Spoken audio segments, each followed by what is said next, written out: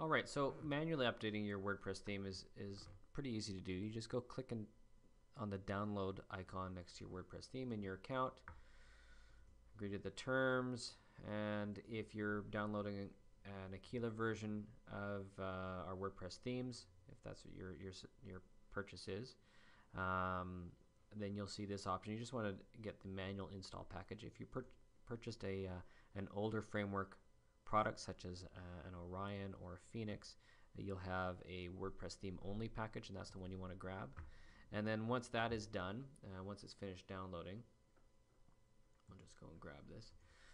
Might just take a minute or two. And what we'll do is we'll extract the files. Let that happen, and file download complete. There we are. So we'll just extract the files. And then in here, this is what your WordPress theme should look like more or less. The older frameworks might not have as many files, but the file structure should be very, very similar.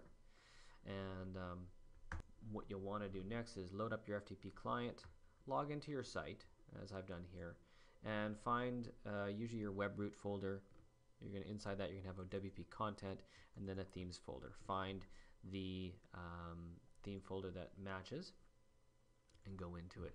And as you see here, I've already pulled this up here. In the newer framework, which is the Aquila framework, you do not need to grab this functions file. Instead, you can proceed along, but you could have just as easily grabbed this functions file and drag it over. In our older framework files, this is a file that you need to copy over. So if you have an Orion or a Phoenix or a Taurus framework, you want to copy this file over. And then dig down into the includes folder.